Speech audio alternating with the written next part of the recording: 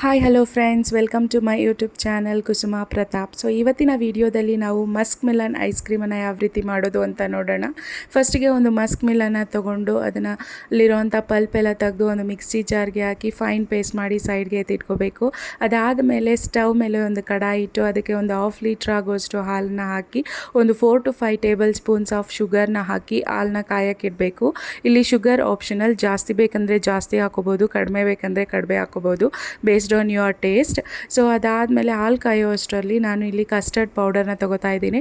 ಒಂದು 2 to 3 tablespoons of custard ಪೌಡರ್ನ ಒಂದು ಬೌಲ್ಗೆ ಹಾಕಿ ವಾಟರಲ್ಲಿ ಮಿಕ್ಸ್ ಮಾಡಿ ಲಮ್ಸ್ ಇಲ್ಲದೆ ಇರೋ ರೀತಿ ಎತ್ತಿಟ್ಕೋತಾ ಇದ್ದೀನಿ. ಮತ್ತು ಹಾಲು ಕುದೀತಾ ಇರೋ ಟೈಮಲ್ಲಿ ನಾವು ಮಿಕ್ಸ್ ಮಾಡಿ ಎತ್ತಿಟ್ಕೊಂಡಿರೋ ಅಂಥ ಕಸ್ಟರ್ಡ್ ಪೌಡರ್ ಮಿಕ್ಸ್ನ ಹಾಕಿ ಚೆನ್ನಾಗಿ ಕಲಿಸ್ಬೇಕಾಗತ್ತೆ. ಸೊ ಇಲ್ಲಿ ಕೈ ಬಿಡದೆ ಚೆನ್ನಾಗಿ ಮಿಕ್ಸ್ ಮಾಡ್ತಾ ಇದ್ದರೆ ಒಂದು 2 ಮಿನಿಟ್ಸು ಹಾಲು ಸ್ವಲ್ಪ ಗಟ್ಟಿ ಕನ್ಸಿಸ್ಟೆನ್ಸಿಗೆ ಬರುತ್ತೆ. ಸೊ ಗಟ್ಟಿ ಕನ್ಸಿಸ್ಟೆನ್ಸಿಗೆ ಬಂದಾಗ ನಾವು ಮುಂಚೆನೇ ಗ್ರೈಂಡ್ ಮಾಡಿ ಎತ್ತಿಟ್ಕೊಂಡಿದ್ದಂಥ ಮಸ್ಕ್ ಮಿಲನ್ ಜ್ಯೂಸನ್ನ ಸಹ ಹಾಕಿ ಮತ್ತೆ ಕೈ ಬಿಡದೆ ಇರೋ ರೀತಿ ಒಂದು 2 to 3 ಮಿನಿಟ್ಸ್ವರೆಗೂ ನಾವು ಮಿಕ್ಸ್ ಮಾಡಬೇಕಾಗುತ್ತೆ. ಸೊ ಮಿಕ್ಸ್ ಮಾಡ್ತಾ ಇರಬೇಕಾದ್ರೆ ನಮಗೆ ಹದ ಗೊತ್ತಾಗ್ತಾ ಇರುತ್ತೆ, ಹಾಲು ಗಟ್ಟಿ ಆಗ್ತಾ ಇರುತ್ತೆ.